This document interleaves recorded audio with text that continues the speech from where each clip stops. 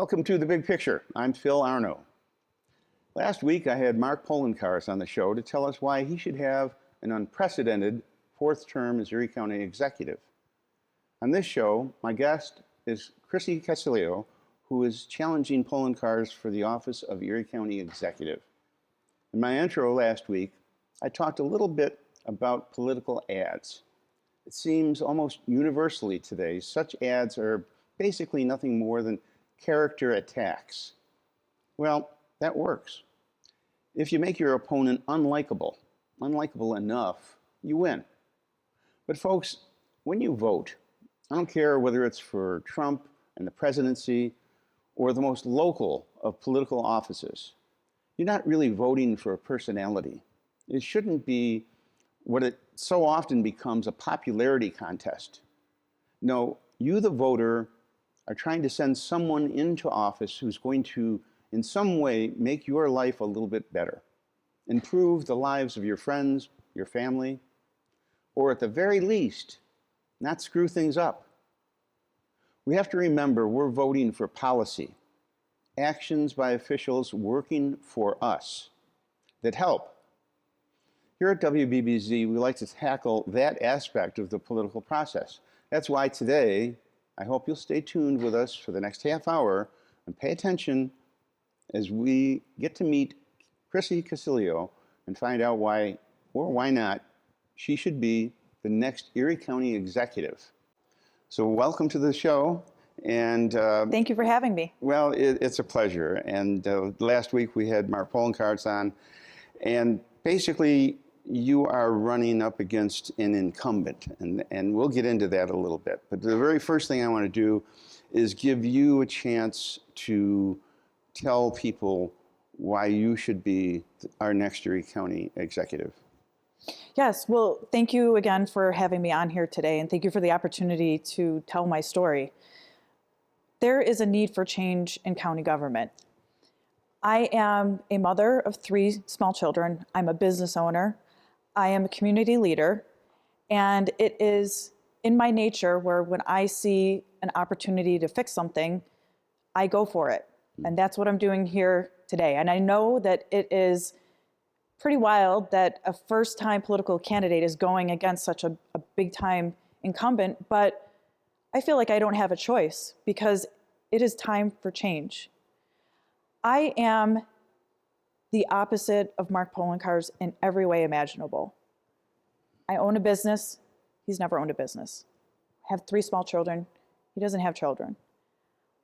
I understand firsthand what is going on with the residents of Erie County. We have a major affordability issue going on. And I'm not saying that the government controls the prices of our goods, but the government does control our taxes. And they have the ability to put more money back in our pockets so that we can live a little bit more comfortably. And that's not happening. We have services that are underserving. We have a 90-day wait for early intervention services. We have the highest poverty rate that we have ever had. And we have our community has one of the highest poverty rates in the entire country. We're not feeling safe. Our car thefts are at an all-time high, also one of the highest in the country. We recently had a blizzard where 47 people died. We brought a migrant crisis here that didn't need to come here. It came from the southern border, but then our county executive welcomed it. And we need fresh leadership. We need a new set of eyes. We need to have somebody that can relate with the residents of Erie County and know what we're all going through so that we can actually address the issues happening. I feel that our current county executive is making decisions not based on the best interests of the people of Erie County, but rather the best interests of his political career and appeasing Albany and working his way up the political ladder. And we have to put a stop to that. You touched on it with what you just said. You're going against an incumbent. Now, Mark he's been in the game for a long time. You know, I interviewed him last week. He is smooth and he knows all the answers. He can handle himself pretty well. Incumbency in any event, in any contest, is a huge advantage. Okay, there's name recognition. There's whether it's good or bad, there's a track record, but people have a familiarity with somebody who's been in office, and that kind of breeds a comfort zone. When you go up against an incumbent, it's so difficult. How do you overcome that natural advantage that he has? Well, it's certainly a challenge, and I'm not going to pretend that it's not. I call this David going against Goliath because I'm the underdog, I'm a newcomer. But what I have found is that people are ready for change. When I talk to people, they are encouraged by the fact that somebody is listening to them, somebody is addressing their concerns, and somebody's going to do something about the concerns that are happening in Erie County. So the message is important. I think that the fact that I am relatable and the fact that I am not answering to anybody but the residents of Erie County has helped dramatically in people being ready to have a new county executive. Well, we'll get into some specifics in a little while, but one of the questions I wanted to ask is the biggest difference that you can foresee between an administration that you're in charge of and the administration that we've been dealing with for the 3 terms. What would be the biggest difference in terms of an issue or the way things are run? Well, first of all, I'm never going to pretend that I'm the smartest person in the room. I am going to pride myself in finding the most talented people in Erie County to work in the administration. Whether they're Democrat or Republican, it doesn't matter. I want to hire people that are going to make a positive difference for the community. The other very important aspect is accountability, because for far too long, we have not been holding ourselves accountable, and we have been accepting mediocre at best from our county government. I want our commissioners to be showing up and showing me how they are going to improve the various services that they oversee. And if they are not doing their job, and if they are not properly serving the people of Erie County, and most importantly, spending our money as they should, then there's going to be some change. We've been lacking accountability in our government. We have been for far too long accepting everything being mediocre. I want things to be great.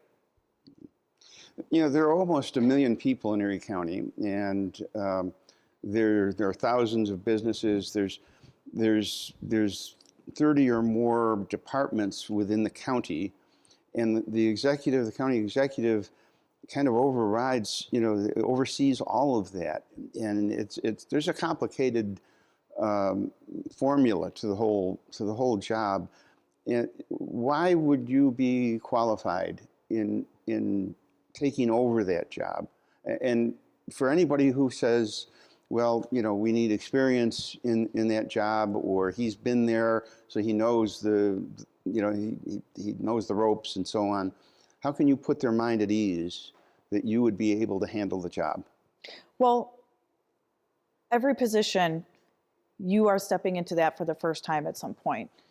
When Mr. Polenkars first ran for comptroller, which was almost 20 years ago, in 2005, he actually stated how it's okay that he doesn't have the governing experience because he has the skill set to put the county back in the right direction. And I feel the exact same way. We actually agree on that. I have never been county executive, but I have experience in working with people across all different aspects of life. I have experience in surrounding myself with talented people, and I have experience of accountability and making sure that things are going in the right direction. It's just interesting to me because never before has that been a major issue. Before, we used to not like the fact that people were making careers out of being in government. And now suddenly we're looking at that as a positive. But that's one of the exact reasons why I'm running, because we have a career politician who has lost touch with the people that he was elected to serve. We need a fresh set of eyes. We need somebody that is coming from the private world that knows what we are going through so we can actually address the issues at hand. Well, typically, in my experience, when an incumbent, for lack of a better way to put it, keeps his head down, doesn't cause any controversy, doesn't do anything that's totally outrageous, he basically goes along and people, he doesn't draw attention to himself, and people don't think about it, so that when it comes time for re-election, they basically just go with the status quo, okay? Experienced politicians know enough to just basically stay quiet, Yeah. not rock the boat. But there have been a couple of issues that he's garnered some criticism on, one of which is the migrants that have come into town. We've accepted 570 migrants from the New York City area, and there's an issue with school kids going into the various schools, and they have language requirements, which requires extra people to come in and assist. There are hotels putting up 500 and some people on the public tab, and there's some security issues that have cropped up. If you were in his position, how would you have handled the potential for bringing in migrants? And if you're elected, what can you do under the existing circumstances? So I want to address the migrant situation in a minute, but actually you brought up a very important point, and you brought up something that actually was one of the reasons why I decided to run and what made me really pay attention to county government. As a business owner, my clients, I manage the communications for my clients. They hire my firm to do so. I work with businesses that have as small as 30 employees. I work with businesses that have 5,000 plus employees. One of the people that I work for, the groups that I work for, is a nursing home group, and I worked with them through COVID. And when Andrew Cuomo had his COVID orders of sending COVID positive patients to nursing homes, I saw firsthand the destruction and the deaths and the issues that caused our residents. People died. And one of the things that woke me up was the fact that my opponent, Mark Poloncarz, said nothing. You said that, the incumbents, the politicians, they keep a low profile, they don't stir things up. Because he said nothing, I saw firsthand people die because he didn't say, no, Andrew Cuomo, that is not going to happen. These are the most vulnerable residents in all of Erie County. We are going to keep them safe and not put COVID positive patients in these facilities. And to this day, that has not been addressed, that has not been acknowledged. And I remember very clearly, he would have those daily press conferences where he was talking about cases and talking about the various numbers. And I remember he never mentioned the age.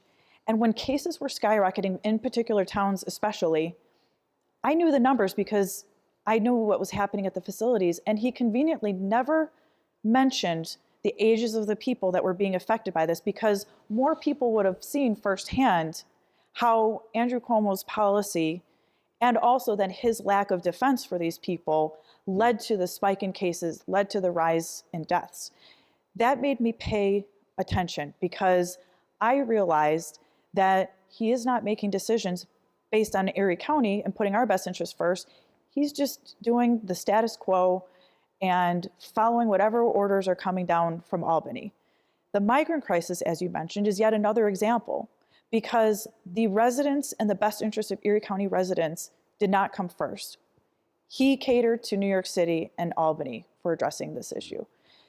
I asked for a pause back in May. I was called morally repugnant. I wanted to know how this was going to work. How are they vetted? How many are coming? How much this is going to cost? We were lied to about the vetting. We were lied to about the costs. And to this day, we're still being lied to because he is trying to make it seem that this is not costing Erie County any of our tax dollars or our resources. But the truth is, we are schooling the migrant children. We are paying for the defense and the prosecution of the individual that allegedly raped somebody in front of a 3-year-old child.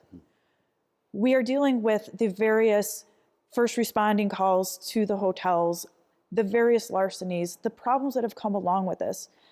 I have spoken to a math teacher at Maryvale High School who has to teach her class 3 different times within the period and she has to use her own cell phone It might have changed since then, but when I spoke to her at the beginning of the school year, she had to use her own cell phone, teach her math class in English, then use Google Translate, teach it again in Spanish for the students that are from Venezuela, and then teach it a third time for a student from Sudan. Our tax dollars, whether it is federal tax dollars, state tax dollars, county tax dollars, school tax dollars, that's our money, and that is how it is being spent. In the meantime, we are having a teacher shortage. We are having a transportation issue, even just getting our kids to school. Our kids are still behind from COVID because there were years where they were learning, remote learning or having to learn with their faces covered and not being able to have full classes. This isn't helping anybody.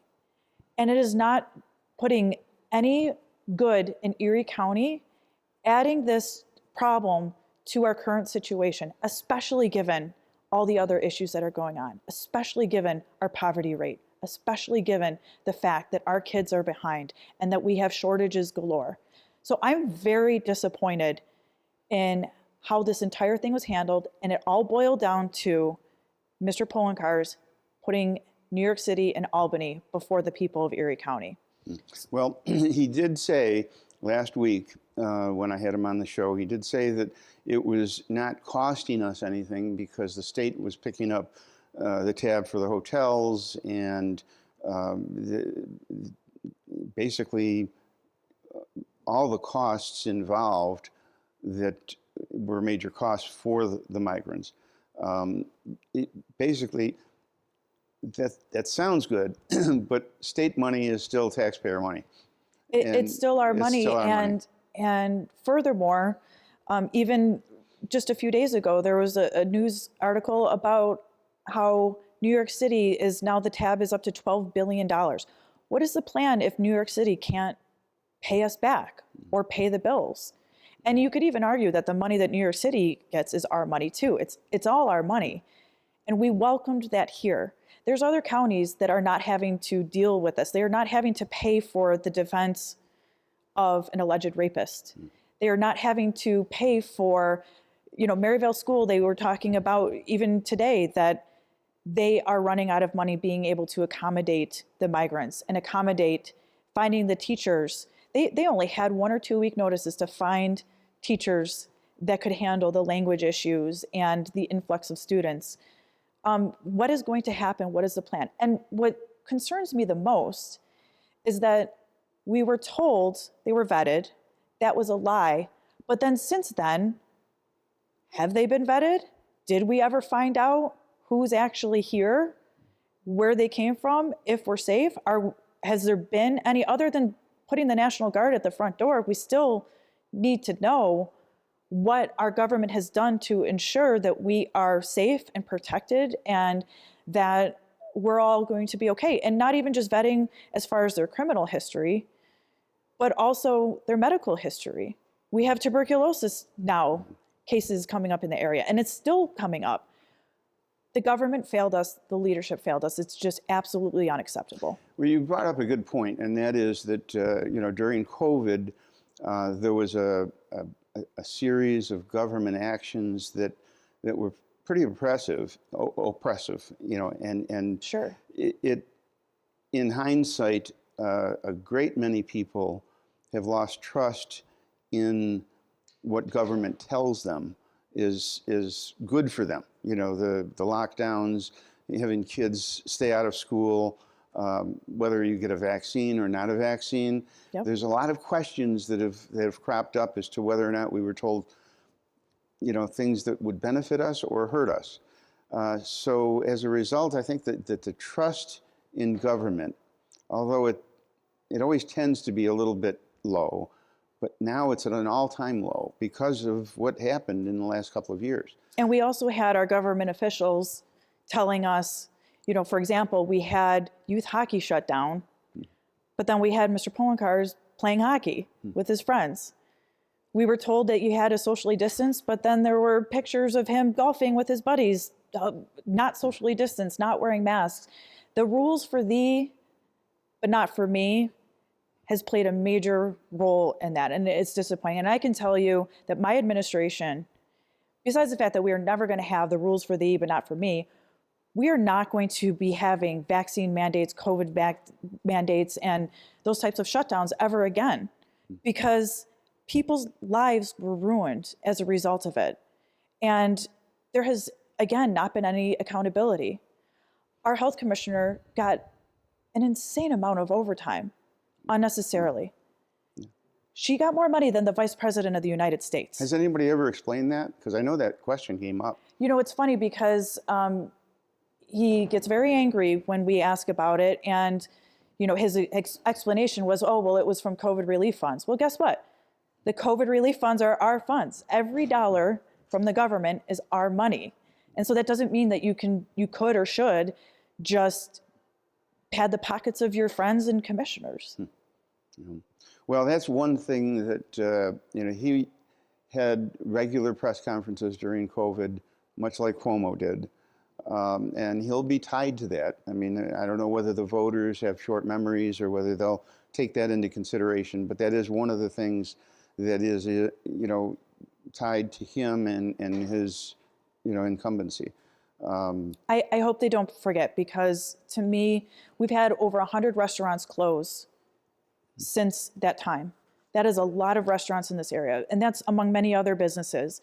It's still to this day, I would love for somebody to explain to me how you can't, at this time when they had this rule, where you couldn't have a beer at the bar, but if you had food with your beer, then it was fine. Like it was, the rules that they were coming up with were so ridiculous and such an overstepping of their authority, just trying to be clear, that letting everybody know we're the ones in charge, we're the ones with the emergency powers, and you listen to us and nobody else. And it's terrible.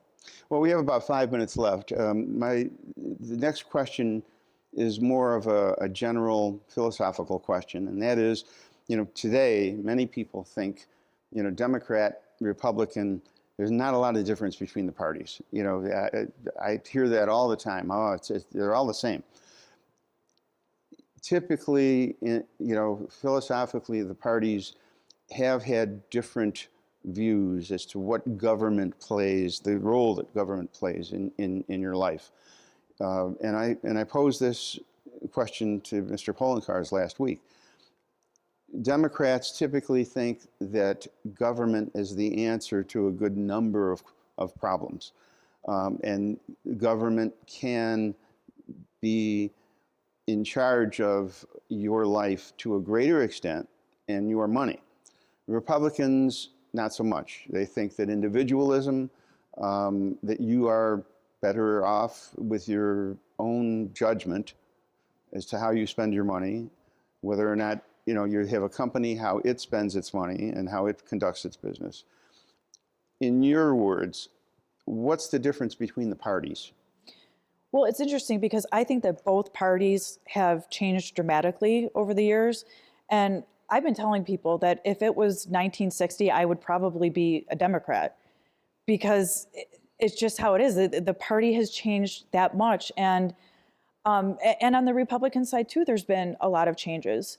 I hope in this case that people aren't voting solely on Republican versus Democrat. I hope they're not looking at the parties. I hope they're looking at the individuals. And I'm saying that especially because I know that this is a very Democratic area. But to answer your question, I think that that is a major philosophical difference between the two of us, is that I do believe in smaller government. I do believe in putting the money back to the people. I don't think the government is the solution for all the problems. I can tell you my opponent, Mr. Poloncarz, thinks the opposite. Any problem seems to be solved in his world with more government money being put towards it, or even just adding to the bureaucracy, adding the government is now going to have a government ambulance service. The government is going to be expanding their roles and taking over this and taking over that. I believe in less government and putting more money back into people's pockets, allowing the private sector to prosper so that we can have a thriving community. Well, okay, we've got a couple minutes left. I'm going to give you a minute or so to just address the people and tell them why you would be a better county executive coming into the next term. Thank you. Well, first of all, I want to thank you for your time, and I would like to thank the community for their incredible feedback. I know that I was a nobody before this as far as the political world, and I know that there was a lot of people that had to take a leap of faith and take the time to get to know me. I can promise you this: every decision that I make is going to be made by putting the best interest of Erie County taxpayers first. I plan on lowering taxes so that you have more money in your pocket. I plan on focusing on the Family First Agenda services, where we are working on programs that will improve the family values, that will improve childcare availability, that will improve child protective services, early intervention services, everything that will help our children thrive. I'm looking forward to bringing in a lot of fairness to county government, where we take the politics out and where decisions are being made not on the political parties or the political favors of those that were appointed, but rather the needs of the Erie County people.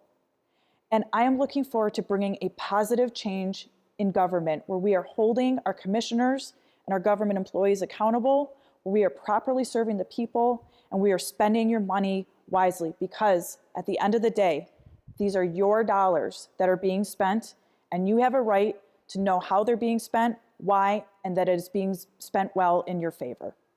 Okay. Well, I just want to close out by saying we've talked about this and touched on it just a second ago, and that is, people often vote because their friends vote in a certain way or their family votes in a certain way. And it comes natural. I'm going to vote this line, Republicans, or I'm going to vote Democrat. It's more complicated than that, folks. And if you go into that booth and you just vote because there's an R or there's a D after somebody's name, you're doing a disservice. You should know what that person is going to do when they get into office, what their policy is, how they're going to help you. And that's just something that voters should take seriously. And that's, I've talked about that for a long time. Voting is one of our most important rights. We should take it seriously, and everybody should get out and exercise that right. Anyway, I want to thank Chrissy for being my guest on this Big Picture. Thank you. And I want to encourage you to go out and vote. I want to thank you for watching The Big Picture. I want to thank you for watching WBBZ-TV. We appreciate it, and we'll see you next time on The Big Picture.